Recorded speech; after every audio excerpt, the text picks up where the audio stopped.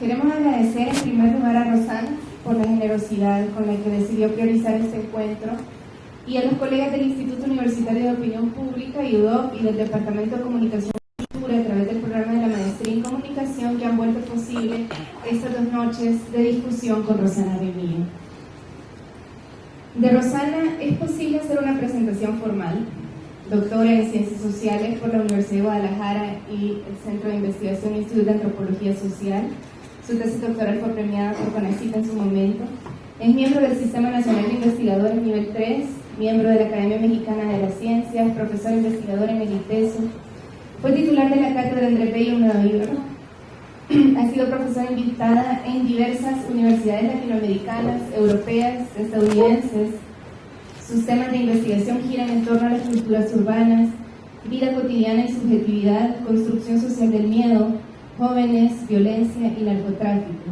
Y ha publicado un buen número de libros, artículos académicos y periodísticos, manifiestos, blogs, twitters, actualizaciones en Facebook para intentar abarcar con la mayor propiedad su producción. Rosana vino por primera vez a la UCA de El Salvador en 1998 a impartir un curso sobre comunicación urbana y a partir de ese momento nunca hemos concluido un diálogo que pasa por temas muy distintos: complicidades, cartografías, rabias, conexiones, retos, caminos oblicuos, viaductos que insinúan posibilidades, sueños. Con Rosana Remillo se aprende a pensar desde el extrañamiento, a situarnos como forasteros, a no dar por sentado lo que siempre hemos creído inamovible, a pensar el pensamiento con el que pensamos, como lo decía el querido Jesús Ibáñez. Cuando discutimos con Amparo, digamos, qué de los distintos frentes de investigación que estoy trabajando pudieran ser, digamos, relevantes para el proceso actual, digamos, no solamente de la UCA, sino a propósito también de la sociedad salvadoreña, decidimos concentrarnos en 2 temas fundamentales. Uno que tenía que ver, que es lo que voy a presentar hoy, con cómo las transformaciones sociotecnológicas, ¿no?, o esta dimensión que podríamos llamar, citando a los indignados del 15M o los indignados españoles, podríamos llamarla tecnopolítica, estaban reconfigurando y remapeando no solamente la protesta, sino las formas de interactuar, las subjetividades no solamente juveniles y, por supuesto, el modo en cómo nos entendemos como sociedad. Yo debo de decir que lo que voy a discutir con ustedes en buena medida inédito, algunas cosas han sido publicadas en forma de ensayo, otras pequeñas entregas en prensa, como en Clarín y en el propio país,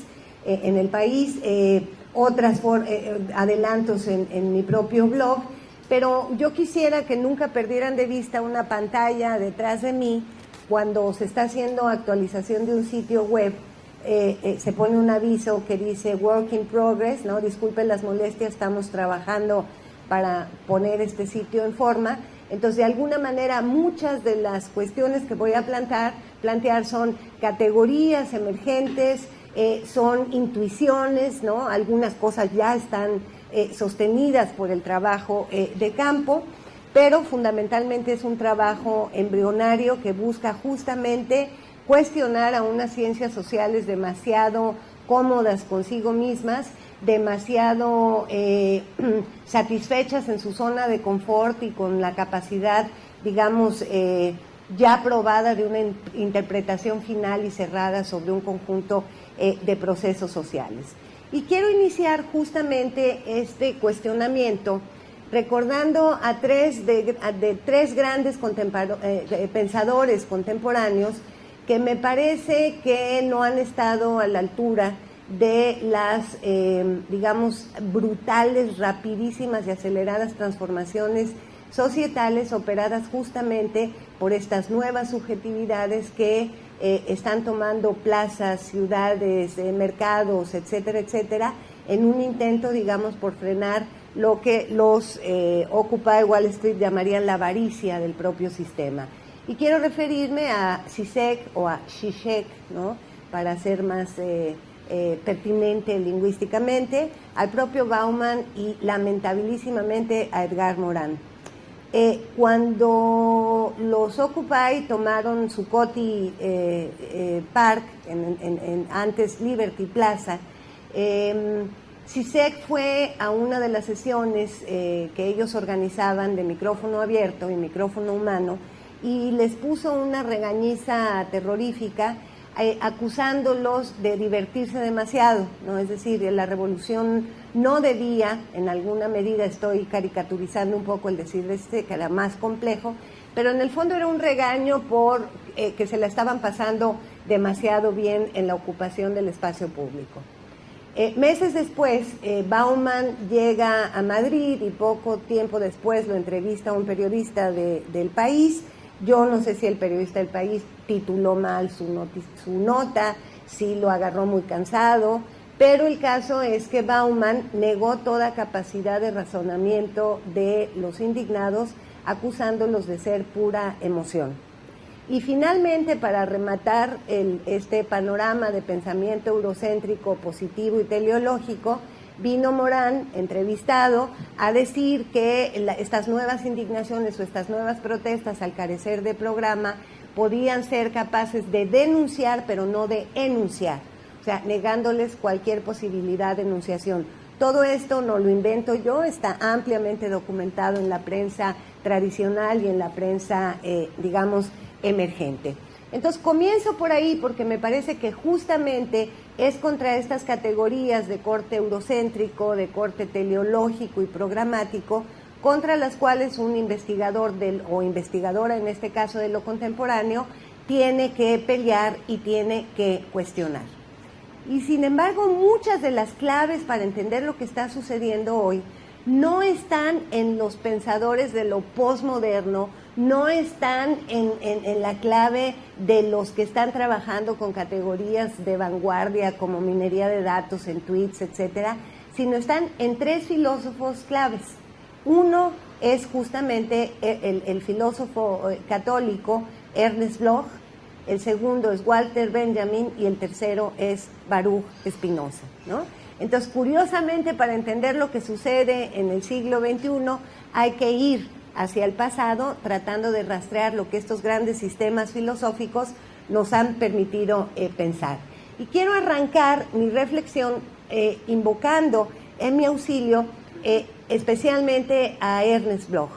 Él plantea en su Principio Esperanza, que es un libro que debería ponerse a reflotar nuevamente entre los estudiantes, tanto de grado como de posgrado, él plantea una categoría que es fundamental, y es la categoría del todavía no, que es una categoría de implicación filosófica fuertísima, porque lo que Bloch trata de nombrar con esta categoría del todavía no, es aquello que sucede y que se anuncia sin todavía ser, ¿sí? Entonces, de alguna manera, Tahrir, la primavera árabe, los indignados españoles, Occupy Wall Street, 132, muchas de las emergencias, no todas, ¿no?, de los estudiantes chilenos y colombianos, pueden ser leídos en la clave de todavía no, ¿no? Es decir, para poder aproximarse a estas realidades, uno no debe exigirles, digamos, la dimensión de un programa con agenda en el sentido moderno de punto 1, punto 2, punto 3, punto 4, sino justamente entender que, como diría de alguna manera Walter Benjamin a través de su categoría del tiempo mesiánico sin mesianismo, ¿no?, que es la recomposición que Derrida hace del planteamiento de Benjamin, de Walter Benjamin, es ese tiempo en el que, por empezar a pensar que uno es libre, uno empieza a ser efectivamente libre, ¿no? Entonces, me parece que justamente cuando yo hablo de este activismo combinado, de estas maneras tecnopolíticas en que las nuevas insurgencias o insurgencias de nuevo cuño, como las llama Benjamín Arditi, están operando en el espacio, es un llamado a pensar en términos del todavía no. Es decir, todavía no hay una realización pero estamos en ese camino, ¿no? Entonces yo quisiera, a partir de esta idea de que no me pienso aproximar al tema desde ninguna categoría de proyecto, de agenda, de programa electoral, de cuándo los Occupy van a convertirse en el tercer partido para disputar el poder binacional en Estados Unidos, o cuándo 132 se va a convertir en un sindicato para presionar a Televisa. O sea, no me interesa pensar en esos términos, sino me interesa pensar justamente cómo estas nuevas formas de agregación que no anulan lo corporal, que no anulan la carnalidad, ¿no? El sudor, la sangre, el contacto cuerpo a cuerpo, justamente contribuyen a la posibilidad de imaginarios de futuro, ¿no? Entonces, de alguna manera, de muchas maneras, la categoría central desde la cual me parece fundamental pensar, pasaría justamente por la categoría de la imaginación política, y por la categoría de la invención en su sentido etimológico más profundo, que es invenire, hacer venir, ¿no? De alguna manera todas estas revueltas, todas estas formas de participación en el espacio público, de demandas, etcétera, pasa centralmente por la invención de otro futuro posible, justamente en un tiempo de presente perpetuo en que la falta de certezas, la falta de certidumbre, lo que ocasionan es justamente la dilatación del presente, ¿no? El borramiento de un pasado que solamente queda en el plano de lo nostálgico, y la desaparición del futuro en un sentido, digamos, realizable. Entonces, de esta categoría quiero empezar por una postal que me parece clave para pensar estas cuestiones. Es México, transcurre el mes de mayo de 2012, hace calor, la lluvia tarda en anunciarse y el escenario monocorde de unos resultados electorales avisados. El regreso del PRI pautan el tiempo. Algo se abre paso entre el sopor primaveral. Son jóvenes, vienen de distintos lugares, de la capital, de Guadalajara, de Ciudad Juárez, de Puebla, Cuernavaca, del sur, del norte. Se autonombran Yo Soy 132. Los une ya el convencimiento de que las cosas no marchan bien en un país que se desangra diariamente y que suma más de 70,000 muertos por el narcotráfico, casi 35,000 jóvenes asesinados entre el 2000 y el 2008, con un poder mediático y monopólico que organiza, detenta, dirige y orienta lo que sabemos de nosotros. En la tónica de las múltiples emergencias sociales que arrancan en 2012, de Tahrir a Rusia, pasando por España, Grecia, Estados Unidos, los jóvenes mexicanos toman las calles, las plazas y las redes sociales. La noche del 13 de junio de ese mismo año, montados en una camioneta con un cañón y una bocina, proyectaron en los muros de Televisa ese gigante que condensa el hartazgo de los jóvenes y de millones de mexicanos, un video de casi 5 minutos que arranca con la frase: ¿qué se manipula detrás de estas paredes? Ahora ellos contaban su verdad, afuera con nuevas ideas y certezas de lo que significaba la verdad. La noche cerró con un acto simbólico que les regaló el clima. Cientos gritaban a coro, estudiantes informados, jamás manipulados, cuando un joven de artes plásticas encendió un globo de Cantoya que se elevó en medio de la noche. Entonces, la lluvia finalmente había decidido bañar a este país tan seco. El globo voló sobre la multitud que lo miraba conmovida, siguió su curso impredecible y al final, como impulsado por un viento de primavera, entró al balcón de Televisa.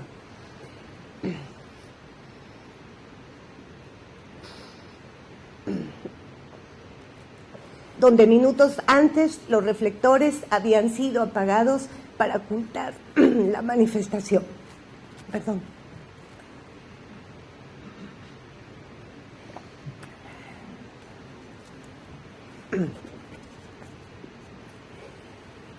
Los reflectores habían sido apagados para ocultar la manifestación, esa tenue luz en el silencio de tantos años. Si no ardemos juntos, ¿quién iluminará esta oscuridad?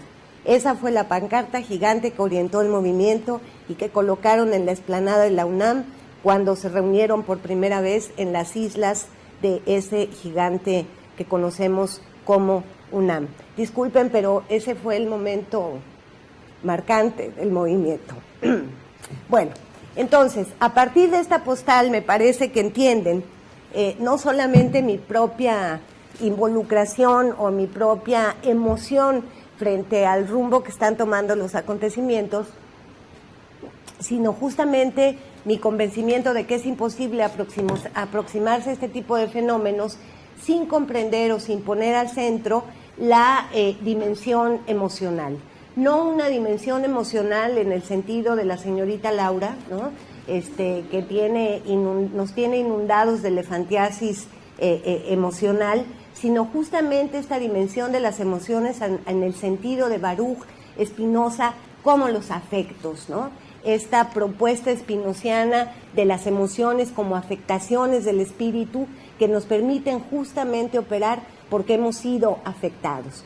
Entonces, a mí me parece, y entro por ahí, que justamente estas expresiones del activismo contemporáneo, lo que han logrado hacer es afectar quizá de manera micro, quizá de manera no contundente, quizá no de manera cuantificable, afectar a la sociedad contemporánea. Es decir, si uno atiende claramente lo que estos movimientos han propuesto, cómo se han movido, es posible detectar claramente que hay en sus formulaciones un intento o una aproximación muy clara a repensar la sociedad contemporánea de otras formas.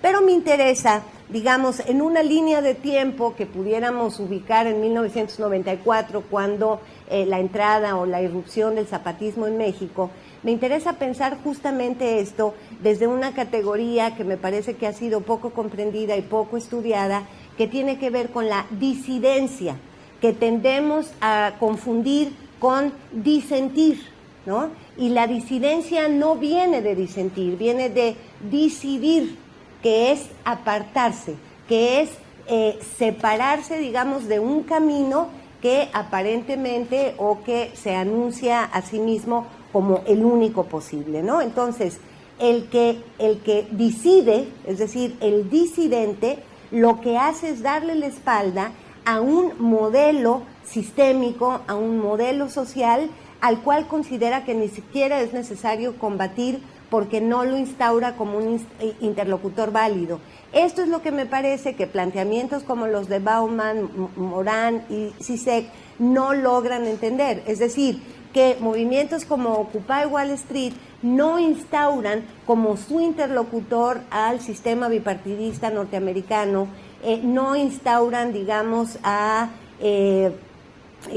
presidente Obama, etcétera, etcétera, sino que justamente su apuesta pasa precisamente por la posibilidad de construir un espacio aparte, ¿no?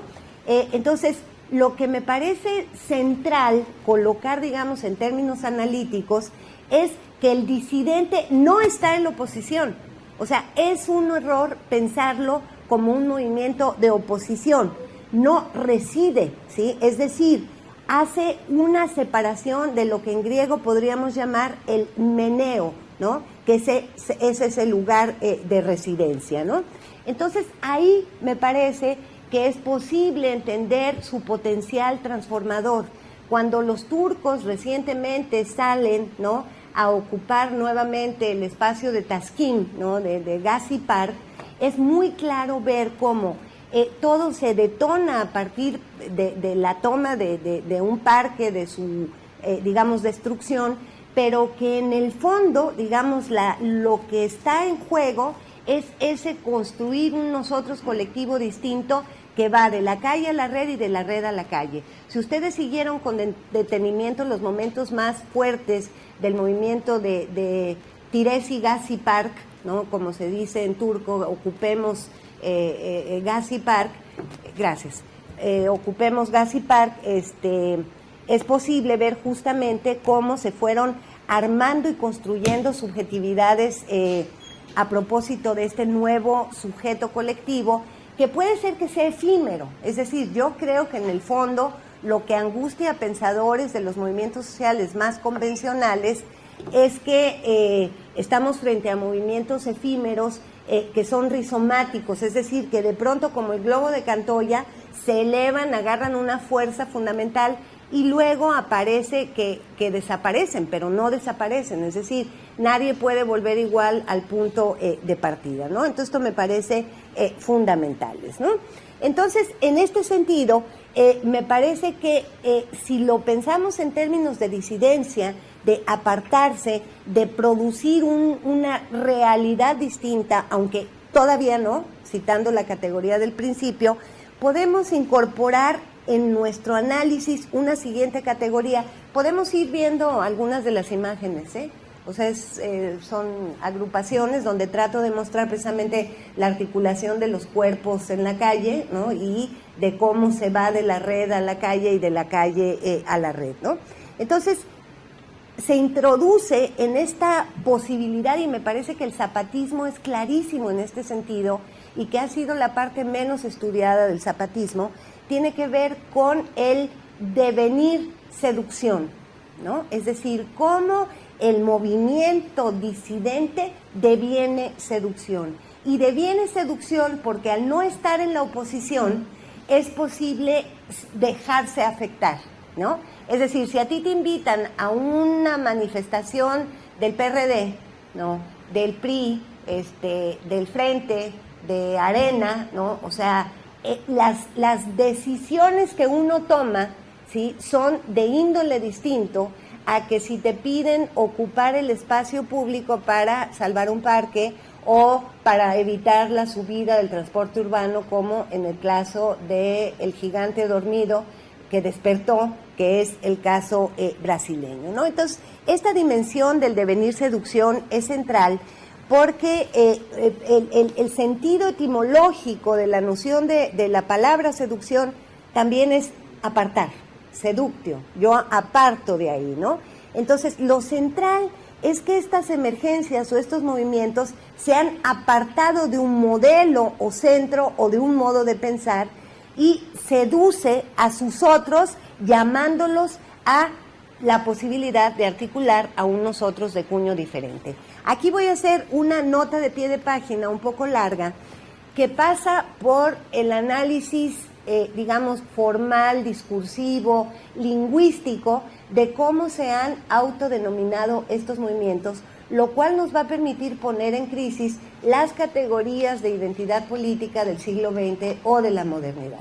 Si nosotros analizamos, por ejemplo, la batería de formas de autoidentificación que van de Tahrir a 132, vamos a encontrar expresiones tales como, una que a mí me parece la más afortunada de todas es: somos el 99%, we are the 99%, ¿no? ¿Qué hay en esa formulación, ¿no? ¿Qué hay en un hashtag que luego se convierte en un movimiento social que es justamente el yo soy 132? ¿Qué significa eso, no? Es decir, que estamos frente a formas de identificación, a formas de formulación que no pasan por las adscripciones e identidades tradicionales como yo soy del partido del Frente, yo soy obrero, yo soy estudiante, yo soy argentino, yo soy chileno. Es decir, son identificaciones que construyen, ¿sí?, discursivamente un espacio de pertenencia que desestabiliza los procesos de clasificación de las identidades modernas. Y esto me parece absolutamente relevante, me parece central. Por ejemplo, en el caso mexicano, supongo que la mayoría lo sabe, pero lo cuento de manera muy rápida porque me parece que es potente, digamos, como dispositivo de intelección de lo que quiero nombrar como modos de nominación y de agregación nuevos, es que en ese horizonte del que yo les hablaba en la postal, donde era indudable que el PRI iba a arrasar, ¿no?, en buena medida por las estupideces del PAN, ¿no?, y la guerra del narcotráfico, pero en buena medida porque trabajaron concienzudamente, ¿no?, durante 12 años para su retorno. Todo mundo, eran unos resultados prácticamente anunciados, ¿no? Cuando Peña Nieto va a la Universidad Iberoamericana, ¿no?, la hermana mayor de las universidades jesuitas, o como a mí me gusta decir, el ITESO Campus Santa Fe, bueno, esa es una broma demasiado local, luego se las explico, pero a los iberianos no les gusta ni tantito. Entonces él va de visita y varios estudiantes lo cuestionan sobre su actuación en Atenco. Peña Nieto, siendo gobernador del Estado de México, manda reprimir un movimiento en Atenco, ¿no?, de vendedores y de ambulantes que ya habían vivido un conflicto por la expropiación de tierras para la construcción de un aeropuerto que nunca se hizo, y en el operativo policíaco que él ordenó hubo alrededor de 120 mujeres violadas, encarcelados, heridos. O sea, fue una cosa terrible en términos de derechos humanos. Entonces, el tipo, confiado, porque era el puntero en las encuestas y nadie lo había increpado ni cuestionado, contesta en un tono de displicencia en un auditorio como que en el caso de Atenco él actuó con apego a derecho. Supongo que esa respuesta les es muy familiar, ¿no? Yo he actuado con apego a derecho. Entonces ahí se desató el infierno, los estudiantes le gritaron fuera Peña, lo corrieron afuera de la universidad. Inmediatamente ahora, con esa periodismo ciudadano que se llama Twitter, ¿no?, inmediatamente empezaron a tuitearlo, y a los pocos minutos, prácticamente una hora, sale el presidente del PRI a decir que los que habían participado en la increpación al candidato puntero eran acarreados y porros, que no había estudiantes, que era gente de López Obrador, o sea, lo de siempre. Entonces los chavos, en un acto de dignidad de la Ibero y de indignación, en menos de una noche armaron un video, ¿no?, en el que participaron, dada la casualidad, 131 estudiantes de la Ibero, ¿no? Y entonces todo el video son 11 minutos donde aparecen 131 chavos que indudablemente son estudiantes y de la Ibero, ¿no? O sea, así, yo soy del Ibero. Entonces yo soy perengano de tal, ¿sí?, mi número de identificación y de matrícula, y mostraban la credencial. 131 veces lo mismo. Es poderosísimo el mensaje. Pues mal estaba subido ese video en la red, cuando inmediatamente la gente empezó a tuitear, pues si ustedes son el 131, yo soy el 132. Y yo soy, hasta que se configuró en aquella cosa tan emocionante que a mí todavía, como pudieron ver, me hace trastabillar. Pero es muy importante. Entonces, digamos, me detengo en esta narración porque me parece que más allá del relato y de la anécdota, logra justamente colocar estas formas de identificación que me parecen centrales, ¿no? Entonces, aquí voy, digamos, del relato a subir un escalón. Sí, es una maravilla. Y esa es en Guadalajara, son los 132 de Guadalajara. Voy a subir un nivel en términos conceptuales, en términos teóricos, porque me parece que en ese sentido, cada vez entre más envejezco, y lo hago muy rápido, créanmelo, más me convenzo de que no hay posibilidad de hacer buena investigación sin eficacia teórica y solvencia empírica, ¿no? Es decir, cada vez estamos en un modelo, en un sistema social que exige de manera muy clara de parte de nosotros esta eficacia teórica, esta capacidad de operar la teoría como si fueran bisturís, ¿no?, para poder producir inteligibilidad, pero al mismo tiempo cada vez es más importante moverse hacia la solvencia empírica. Entonces aquí voy a llamar en mi auxilio al que considero seguramente al mejor pensador político en la contemporaneidad, que es justamente Jacques Rancière, ¿no? Es decir, no creo que haya nadie que le esté pegando. Es un tipo que se mueve con una velocidad, pero al mismo tiempo con un cuidado de cirujano, ¿no? Con los conceptos. Entonces voy a traer de Rancière una elaboración conceptual que es muy importante para entender justamente estas emergencias, estos activismos combinados. Rancière, y lo voy a plantear, digamos, en versión sintética, ¿no? En versión hashtag, ¿no? 140 caracteres para una teoría que es complicadísima y que tiene que ver con la distinción que Rancière hace o elabora entre policía y política, ¿no? En términos de una teoría política clásica, la política es lo que todos entendemos por política, ¿no? El sistema, los aparatos, la participación, etcétera. Para Rancière no. Para Rancière, él dice, la policía, ¿sí?, es justamente el sistema de emplazamiento de los cuerpos, de emplazamiento de las identidades, de emplazamiento de las prácticas para fijarlos en un mapa de lo posible y del cual es prácticamente imposible salirse, ¿no? Todas las identidades sexuales están policíacamente ordenadas para ocupar, ¿sí?, un espacio material, simbólico, significativo, de consumo en un emplazamiento particular. Cualquier cosa que atente contra ese mapa policial se considera un brote hereje, se considera una disidencia, se considera una amenaza al sistema, ¿no? Entonces, por ejemplo, podríamos acudir a varias frases de sentido común, ¿no?, que opinan que las mujeres calladitas nos vemos más bonitas y que parece que ya está totalmente superada, pero no es cierto. Sigue siendo parte del mapa policial de lo posible. Es decir, las mujeres no deberíamos hablar, no deberíamos tener un papel público preponderante. Vean el lenguaje, ¿no? O sea, ¿quién es un hombre público? Un hombre público es Funes. ¿Quién es una mujer pública? ¿No? Lo público no es equivalente para las ellas y los ellos, ¿no?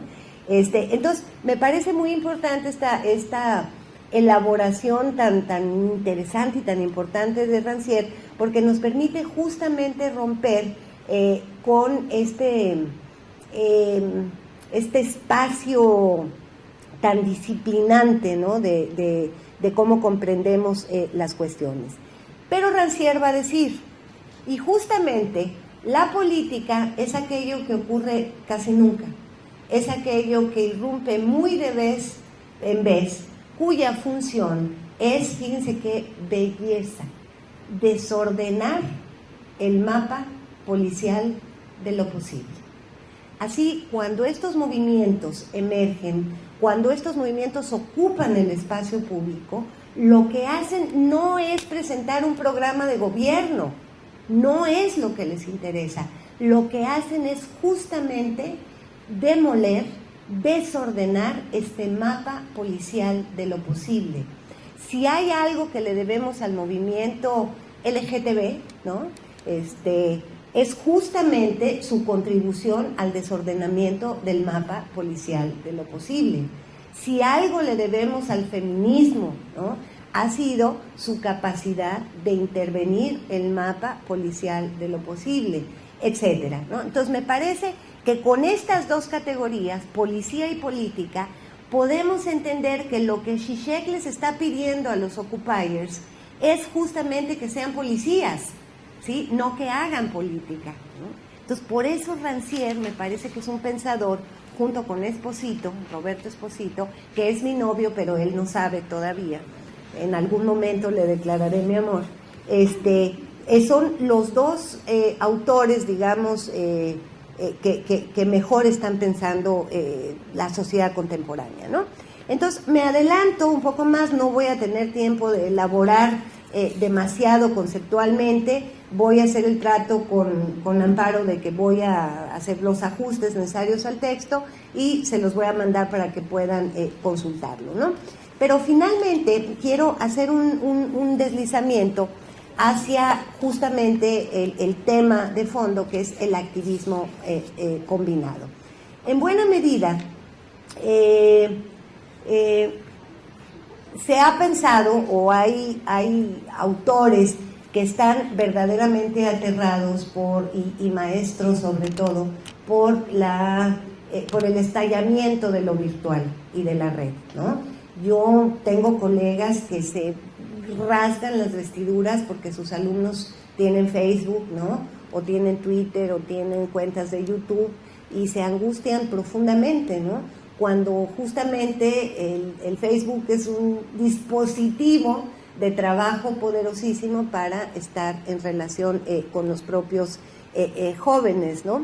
Entonces, en este sentido, yo me afilio al trabajo más reciente de Castells, de Manuel Castells, en el sentido de lo que él afirma, que en realidad lo que está pasando en las redes es que no es que anulen la socialidad, no es que anulen la sociabilidad, sino que están provocando nuevas formas de interacción donde justamente la gente se vuelve más potente y más poderosa y más eficaz políticamente por la posibilidad de construir colectivos o nosotros que puedan intervenir sobre ciertas realidades, ¿no? Indudablemente está todo el otro aspecto que no podemos obviar ni podemos ignorar, porque si no sería un voluntarismo tecnológico muy preocupante, en el sentido de que está la red de odio, está Snowden, que nos vino a contar qué es lo que está pasando ahí mientras nosotros damos un like, ¿no? Y cuántos ojitos no están detrás de ahí, ¿no? Una broma personal, mi hijo es un instagramero furibundo, entonces se va, ¿no? Cuando está instagrameando lo pierdo, ¿no? Entonces acá Rosana al planeta Instagram, ¿no? Entonces hay una chava en Instagram que pone unas fotos de ella misma así impecable, ¿no? Impresionante la morra, ¿no? Y el otro se vuelve loco y le pone mensajitos de que tu alma, mientras todos le ponen mamacita, ¿no? Él le pone tus ojos son el espejo, ¿no? Y entonces ella en inglés le empieza a contestar y el otro, no, que no me vaya a oír, por favor. Entonces agarra, mira jefa, mira. Y le digo, a ver, enséñame. Le digo, no seas estúpido, es un cuate de la CIA y hay 3 pendejos atrás de él viéndose de, mira, que tus ojos son el espejo y te están siguiendo en la CIA, baboso, ¿no? Se muere de la risa y de la angustia. Entonces, está toda esa otra, cierro el chiste familiar, y está toda esa otra parte, indudablemente. Están los muchachitos estos, los japoneses, se me olvida cómo se llaman, los haikus o esos que se cierran en su cuarto, 3, ¿cómo se llaman? ¿Qué? Esos, otakus, ¿verdad? Que se encierran en sus cuartos, adolescentes, 5, 6, 7, 8 días, no salen y solamente están conectados a través de dispositivos. Es decir, está toda esa otra dimensión, ¿no? Pero indudablemente a mí la que me interesa es la dimensión luminosa, ¿no?, de la configuración en red de los movimientos sociales. Bueno, entonces, planteada esta cuestión, digamos, de mis filiaciones más castellianas con este último Castells, debo advertir que tengo distancias con el primer Castells, con el Castells de los movimientos urbanos, con ese tengo distancias. Con este nuevo Castells me encuentro mucho más cómoda porque me parece que se ha rodeado de un equipo de investigadores, ¿no?, del grupo Data Analysis, ¿no?, que analizan minería de datos de Twitter, que le están permitiendo pensar muchísimas cosas, ¿no? Esta última entrevista de Clarín de Eñe del sábado pasado, si mal no recuerdo, no tiene desperdicio, está en red, se puede leer y me parece que él hace un planteamiento muy sólido con respecto a estas cuestiones. Bueno, entonces lo que me parece central, digamos, de colocar en el tiempo que me queda, es justamente la mutua colaboración y el contagio entre el espacio que podemos llamar de lo virtual en solución de continuidad con lo que podemos llamar justamente el espacio de la plaza o de la calle. Estoy buscando una cita, ya la encontré. Javier Toret es un activista y analista del 15M madrileño Y él, digamos, tiene este grupo con Castells que se llama Data Analysis, donde van trabajando no solamente el análisis discursivo, sino van trabajando las emociones que movilizaron las indignaciones españolas. Entonces, en su página, que es muy interesante, dataanalysis.com, algo así, tienen diversos ejercicios visuales y acaban de liberar un montón de datos donde se puede ver claramente que en torno al 15M, trabajando solamente con los twitters y con las convocatorias a la plaza, las emociones iniciales de la gente eran miedo, rabia, indignación. Entonces, si tú vas moviendo el aparatito, te vas dando cuenta cómo el empoderamiento empieza a ser mayor que el miedo, ¿no? Y cómo la alegría empieza a ser mayor que la indignación. Es decir, es muy interesante pensar incluso en este término de indignación propuesto por Hessel, Stephen Hessel, lamentablemente fallecido, cómo va mutando, cómo es un afecto en términos spinozianos que va mutando justamente por la copresencia en la plaza. En una entrevista que le hacen a Toret, y me voy a permitir leerla porque me parece central, es muy cortito el fragmento que aislé, dice Toret: en la práctica, las distinciones nítidas entre calle y red resultan difíciles y artificiales. Por un lado hay internet en la calle, lo cual es cierto. Cuando hago una pausa aquí, una nota de pie de página, cuando yo estuve en Nueva York, estuve 4 meses y tuve la oportunidad de seguir de cerquita el movimiento que estaba a 20 cuadras de donde yo vivía, Zuccotti Park, hay un tipo que se llama Tim Cast, que todavía se le puede seguir por Twitter, es una maravilla el vato. Entonces él era, bueno, voy a decirlo, una castellinazada, ¿no? Él transmitía en vivo, es más correcto, ¿sí? Tendríamos que inventar el verbo porque creo que es necesario, pero él transmitía a través de Ustream o de Livestream, transmitía todas las reuniones de Occupy, las asambleas, las marchas, en un principio que Occupy Wall Street llamó transparencia radical, ¿no? Entonces, no se ocultaba nada, o sea, la CIA no tenía por qué intervenirlos porque ellos estaban mostrando todo lo que estaban haciendo, ¿no? Entonces, este tipo, Tim Cass, ha sido tan brillante que inventó los drones occupiers. Entonces, ustedes saben lo que es un dron, que es este aparatejo que vuela con una cámara integrada, ¿no? Entonces, él operaba, al mismo tiempo que estaba transmitiendo, operaban los drones para ver dónde estaba la NYPD esperando a las manifestaciones. Entonces, toda la policía agrupada para esperar la represión, y entonces los que iban con las computadoras, como pudieron ver en varias de las imágenes iniciales, todos con celular, todos con computadoras, en esta enorme capacidad tecnopolítica, iban avisando, y entonces la marcha, ¿no? Y la policía se quedaba como, ¿por qué no llegaron, no? Porque al principio les tendían enormes trampas, ¿no? Entonces cierro la cita. Entonces dice Toret: por un lado hay internet en la calle y esto ha cambiado mucho de cómo hacemos activismo o nos organizamos, ya que el hecho de tuitear o retransmitir vía streaming desde los distintos sitios físicos ha transformado la manera en que construimos la narrativa de las acciones, así como los movimientos a través de la ciudad. Uno puede ser parte de una acción y jugar un papel importante en ella sin estar físicamente en un lugar. Dicho esto, sin presencia estratégica en distintos espacios urbanos, el acontecimiento ha aumentado, ¿sí? No suele tener un impacto muy alto. Cuando un quantum de energía que se crea en la red, en la medida en que nos autoproducimos y nos empoderamos retroalimentando nuestras emociones e ideas, cuando ves que no estás solo, tenemos fuerza para autoconvocarnos. En la red creemos en el mundo concreto de la propuesta virtual. Si nos conmueve y nos parece interesante, y nos convencemos de que podemos hacer algo juntos en la calle. Cuando esta actividad cognitiva y emocionalidad se retroalimentan y tocan la calle y los cuerpos se encuentran y sincronizan, la emocionalidad colectiva sube su actividad y esto empodera aún más, ¿no? Hasta ahí la cita de Toré. Entonces, me parece en este sentido que lo que la gente del 15M está intentando plantear es justamente esta colaboración entre la propia red y la toma propia del espacio de lo público. Cito dos ejemplos concretos, uno que tiene que ver con Occupy Wall Street y otro que tiene que ver con Yo Soy 132, pero en Ciudad Juárez. En el caso de Occupy Wall Street, ya les decía que ellos desde el primer día, 17 de septiembre de 2011, toman esta Liberty Plaza, ¿no?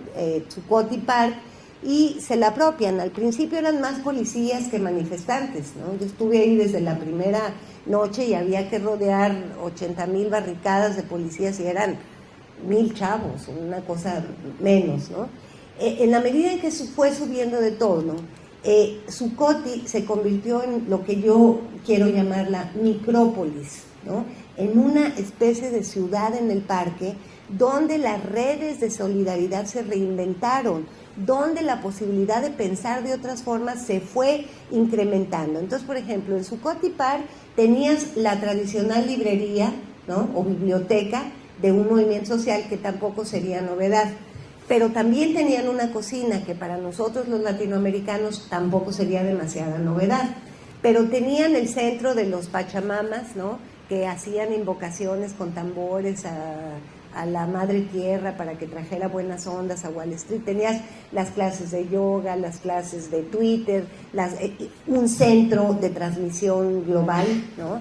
Como también se puede ver por ahí en alguna de las fotos, y de manera muy interesante la gente empezó a construir nuevas estrategias y redes de solidaridad en este parque, de tal manera que el alcalde Bloomberg se puso verdaderamente enojado, nervioso, trató de desalojarlos varias veces, perdió un edicto y pese a que había perdido el edicto mandó a quitarles los generadores de energía cuando se acercaba el crudo invierno neoyorquino.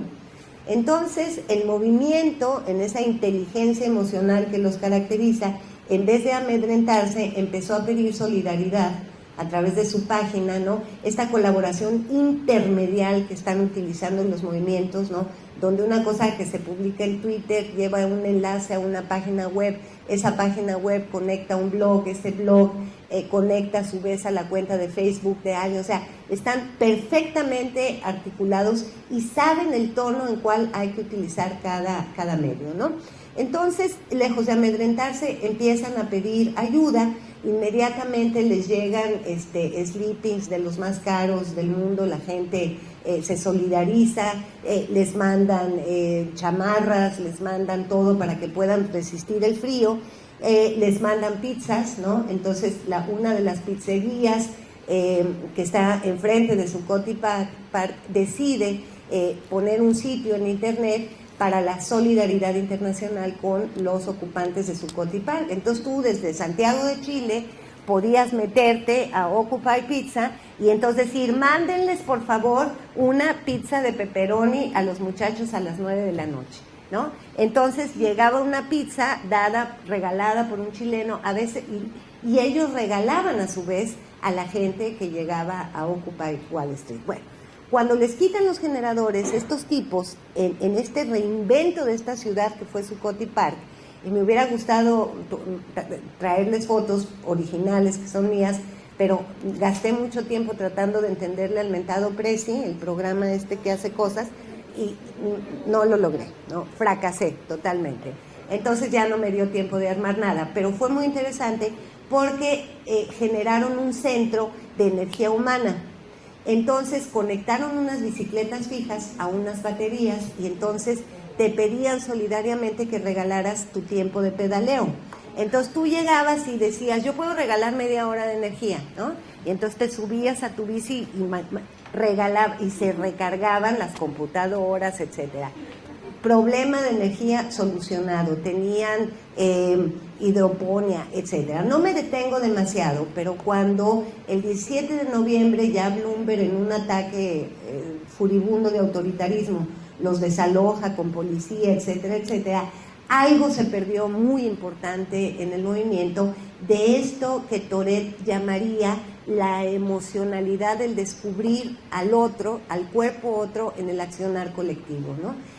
Digamos que fue un momento de inflexión muy fuerte, les costó mucho trabajo recuperarlo, pero digamos tuvieron que inventar formas más virtuales de actuar, y quizá en el fondo eso también minó su capacidad de convocatoria, ¿no? Entonces, son como puntos suspensivos, este análisis no puede cerrarse en ese sentido. Y el otro ejemplo, muy rápido, es que el movimiento Yo Soy 132 se ha desgastado muy rápidamente. Yo no soy agorera del fin, me parece que pueden reactivarse en cualquier momento. Perdieron mucho cuando se obsesionaron con Peña Nieto. Si se hubieran mantenido en el foco Televisa, hubieran podido actuar con mucha mayor reconocimiento social, pero no es por ahí por donde iba. Entonces, yo estoy analizando desde la lógica de la política viral el 132, y lo que he descubierto analizando distintas configuraciones, porque Yo Soy 132 no es unívoco, no es homogéneo, no hay un 132, ¿no? Hubo expresiones locales del 132 que tuvieron configuraciones distintas, y fue muy interesante en el caso de Ciudad Juárez, con toda la experiencia política de las mujeres asesinadas, desaparecidas, con toda la experiencia de la violencia, la desolación, el abandono, ¿no?, de incluso barrios enteros que se convirtieron en barrios fantasmas, etcétera, pues tú tenías una configuración de participación de integrantes del movimiento de Yo Soy 132 con alguna experiencia de fogueo en el espacio público, ¿no? Entonces, quizá esto que pasó en Ciudad Juárez no se pudo reproducir en otras partes, porque por un lado ellos lograron combinar una matriz de participación más tradicional, asamblearia, que en el caso del Distrito Federal hizo mucho ruido a los tuiteros, a la gente que venía más fresca. La cosa asamblearia de la mano alzada los puso un poco nerviosos, un poco mal, pero en el caso de Ciudad Juárez se creó esta mezcla, esta hibridación entre formas políticas nuevas en una alquimia, un nuevo proceso de nuevos alquimistas, donde mezclaron justamente estas formas más antiguas, más tradicionales, con las formas virtuales más novedosas. Pero lo más importante de todo es que ellos habían tomado, con anterior a la emergencia del 132, una casa en el centro, tenían una casa ocupa que tenían totalmente abandonada, o sea, iban, hacían alguna obra de teatro, pero la casa estaba cayendo. Acabo de estar hace 2 meses para entrevistar al grupo completo, y me reciben en su casa, la Colombia, con X, ¿no?, la Colombia, y quedé impresionada porque es el grupo que ha mantenido en las células del 132 Nacional una presencia constante, una articulación grande y capacidad de respuesta frente al poder, pero ellos tienen este lugar, ¿no? O sea, no solamente es la convocatoria frente a la red, ¿no?, que es muy emocionante, sino tienen este lugar concreto, así como Occupy tuvo su Coti Park, ¿no? Ahí hay un problema de investigación fuerte, que me parece que no está resuelto, y que es lo que yo quisiera llamar la política del lugar. Es decir, de alguna manera el activismo combinado es potente, fundamentalmente porque puede configurar una política del lugar, que es justamente ir de la red a una calle, ir de la red a una plaza, ir de la red a una casa, ¿no? Es decir, un espacio de reconocimiento colectivo que ponga límites al desborde que significa la red. Lo dejo aquí para no cansarlos. Si hay preguntas, con todo gusto. Muchas gracias. Gracias.